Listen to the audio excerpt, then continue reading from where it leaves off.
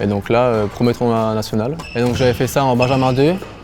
Je me souviens à l'époque, il y avait tous les meilleurs du coup à l'époque. Je sors de poule en battant Lucas Roger je crois et Alex Lanier à l'époque. En sortie de poule, c'était les quarts de finale et je jouais contre Valentin Mottet, numéro 2 français. Et je perds 18 au troisième set. Et du coup là, c'était positif, de fou, j'étais super content. Mais à la fois j'étais déçu quand même de ne pas avoir gagné ce match.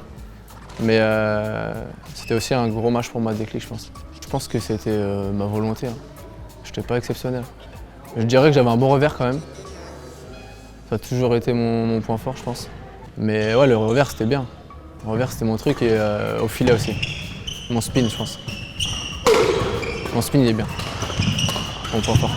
C'était les 3 TNJ et si tu faisais les 3, tu étais d'office pris au championnat de France je crois.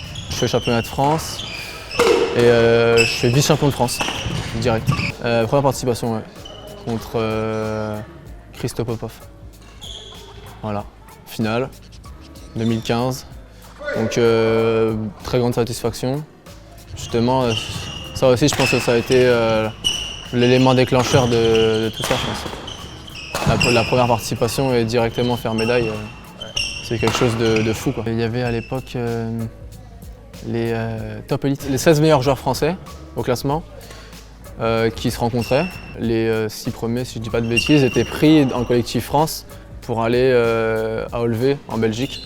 C'était le tournoi international. Et donc bon, j'ai gagné.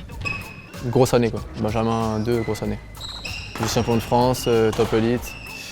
Et donc ça m'a permis d'être pris pour la première fois au collectif France. Donc mon premier tournoi international. Et j'ai fait 2 demi-finales en simple et contre le Finlandais à l'époque que je viens de battre là il y a une semaine. Je prends 13 et 13 à l'époque. Forcément j'étais super content. Déjà pour l'équipe de France c'était quelque chose d'exceptionnel pour la première fois. Et puis même c'était mon premier tournoi international donc moi j'attendais que ça, quoi. Après je pense pas que c'est un aboutissement parce que Benjamin ça veut trop rien dire, quoi.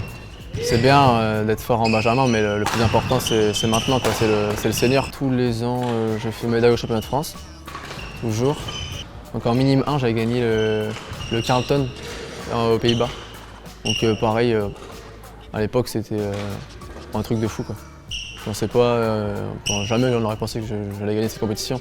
Il y avait tous les meilleurs Français de la génération du dessus, par les minimes 2.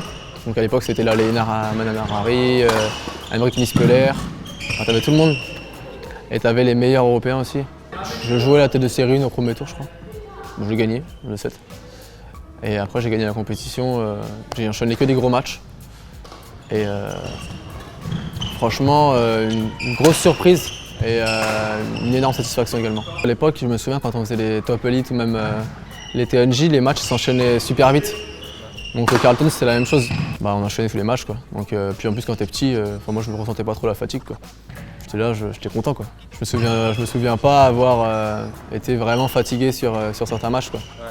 Alors qu'aujourd'hui c'est différent. Après ce qui est bien c'est que là, plus on augmente de niveau, c'est un match par jour, donc il y a de quoi faire, on peut se reposer.